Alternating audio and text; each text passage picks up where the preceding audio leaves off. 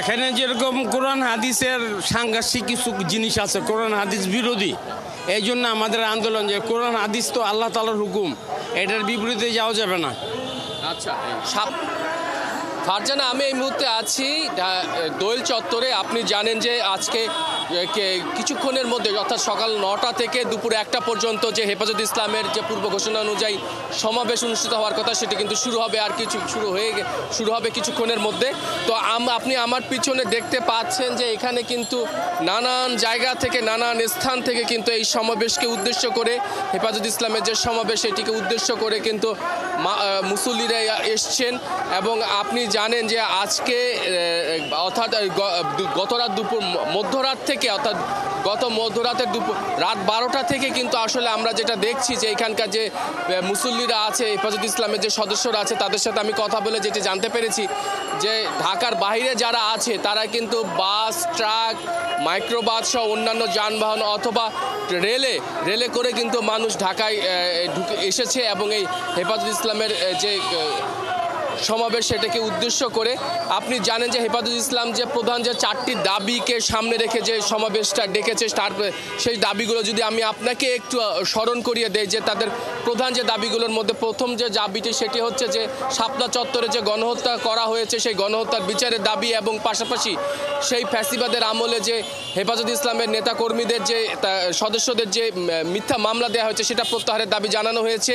এবং সংস্কার কমিশন করা হয়েছে সেখানে নারী সংস্কার কমিশনের যে প্রস্তাবটি রাখা হয়েছে সেটা বাতিলেরও দাবি জানানো হয়েছে। পাশাপাশি তারা আরও বলেছে যে সংবিধানে বহুত্ববাদের যে প্রস্তাব সেটি বাতিলের দাবি জানিয়েছে। পাশাপাশি আল্লাহর উপর আস্থা এবং বিশ্বাসের পুনর্বহালেরও দাবি জানিয়েছে। এবং সর্বশেষ যে দাবিটি জানানো হয়েছে যে আপনি জানেন যে ফিলিস্তিন এবং ভারতে যে মুসলিমদের প্রতি যে জুলুম, নির্যাতন এবং হত্যা চালানো হচ্ছে সেটারও কিন্তু বন্ধের দাবি জানানো হয়েছে এই হেফাজত ইসলামের পক্ষ থেকে।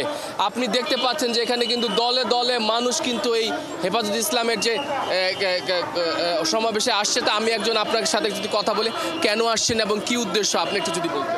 আমরা আসছি আমাদের বাংলাদেশ মুসলমানের দেশ, এই দেশে কোরআনের আইনে চলতে হবে। যে সমস্ত ধারা আনছে সমস্ত ধারাগুলা কোরআন বিরোধী ধারা। আচ্ছা, যে প্রধান যে দাবিগুলো আপনি তো জানেন, সেই হেফাজত ইসলাম যে 4টা প্রধান দাবি জানিয়েছে আজকে এই সমাবেশকে ঘিরে, যে সেই দাবিগুলোর পক্ষে আপনার কি কোনো কিছু বলার আছে? অবশ্যই বলার আছে। আমাদের নেতৃবৃন্দরা যে প্রোগ্রাম সামনে দিবে ইনশাআল্লাহ আমরা এর জন্য লড়ব। আমাদের দাবি যদি পূরণ না হয় প্রয়োজনে আবার আমরা রাজপথে নামবো, আমরা জীবন দিব, শহীদ হব। আমরা রক্ত দিতে প্রস্তুত। প্রয়োজনে কোরআনের বিরুদ্ধে যখনই কোনো কথা হবে আমরা প্রয়োজনে মাঠে নামবো। আমাদের মুরব্বীরা যেভাবে পরামর্শ দেয় সে পরামর্শতে যা কিছু প্রয়োজন আমরা সেটাই যথাসাধ্য পালন করতে প্রস্তুত। আচ্ছা, ফারজানা, আপনি দেখলেন যে এখানে যারা আগত মুসল্লিরা আছে, হেফাজত ইসলামের সদস্যরা, তারা কিন্তু আসলে হেফাজত ইসলামের যে ঘোষণা অনুযায়ী যে 4টা দাবি সেই দাবির পক্ষে কিন্তু তারা অনড় অবস্থানে রয়েছে।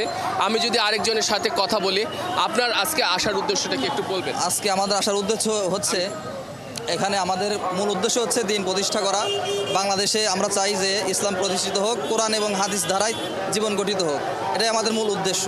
যে 4টা দফা, আপনি কি জানেন যে 4টা দফা হেফাজত ইসলামের পক্ষ থেকে বলা হয়েছে যে 4টা দফা দাবি বাস্তবায়নের জন্য কিন্তু তাদের আজকে এই সমাবেশ, সেগুলো কি জানেন আপনি?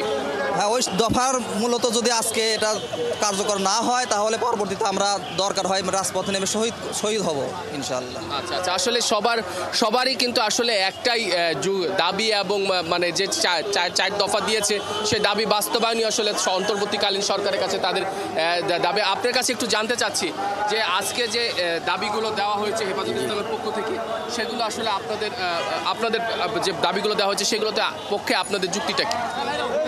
এখানে যেরকম কোরআন হাদিসের সাংঘর্ষিক কিছু জিনিস আছে, কোরআন হাদিস বিরোধী। এই জন্য আমাদের আন্দোলন যে কোরআন হাদিস তো আল্লাহ তাআলার হুকুম, এটার বিপরীতে যাওয়া যাবে না। আচ্ছা, আচ্ছা, আমরা যেহেতু মুসলমান হিসাবে এটা সমস্ত মুসলমানের জন্য ইমানি দায়িত্ব। যেটা কোরআন হাদিসের সাথে সাংঘর্ষিক ওইটা মুসলমান কখনোই মানতে পারে না। ইমানি দায়িত্ব হিসাবে আমরা সর্ব অবস্থায় কোরআন হাদিসের পক্ষে আছি, ইনশাআল্লাহ মউত পর্যন্ত থাকবো। কোরআন হাদিসে যা আছে আল্লাহ রসুল যা বলছে ওটার বিরুদ্ধে যাওয়া যাবে না, ওটার বিরুদ্ধে যাওয়া যাবে না। ওই যে পর্যন্ত আল্লাহ তাআলা জীবিত রাখছে কোরআন হাদিস মোতাবেক আমরা থাকবো ইনশাআল্লাহ। আচ্ছা আচ্ছা আল্লাহ তাআলা পবিত্র কোরআনে বলে দিচ্ছেন যে একজন পুরুষ 2 ভাগ পাইবো আর নারী 1 ভাগ পাইবো, কিন্তু তারা এটার উপর কি করছে? অভিযোগ তুলছে। আল্লাহ তাআলার উপর অভিযোগ তুলছে। তারা কি মহিলার কি দেখে না? তারা যে স্বামীর থেকে পায়, তারা বাবার বাড়ি থেকে পায়, তারা সন্তানদের থেকে পায়, তারা অনেক পায়, তারপরে তারা এটা কিভাবে করে বলো? তাদের কি এটা কোনো উচিতই হয় নাই? কোরআনের উপরে কোনো কথা নাই। আচ্ছা ঠিক আছে ফারজানা, আপনি শুনলেন এখানে যারা এসছেন, যে মুসল্লিরা এসছেন হেফাজত ইসলামের এই সমাবেশকে উদ্দেশ্য করে অংশগ্রহণ করতে। আপনি জানেন আর কিছুক্ষণের মধ্যে অর্থাৎ সকাল 9টা থেকে কিন্তু শুরু হওয়ার কথা।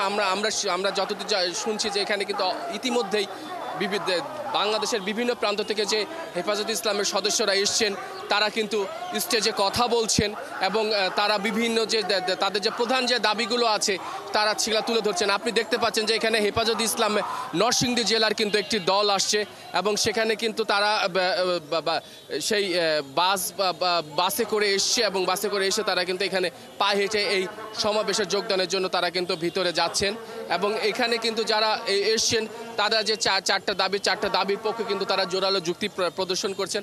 আপনারা আজকে কি আসসালামু আলাইকুম, দেশবাসী আপনাকে অনুরোধ জানাচ্ছি, ইসলাম বিরোধী আইন আমাদের বাংলা মাটিতে হতে দেবো না, কোরআন বিরোধী আইন আমাদের বাংলার মাটিতে হতে দেবো না ইনশাআল্লাহ।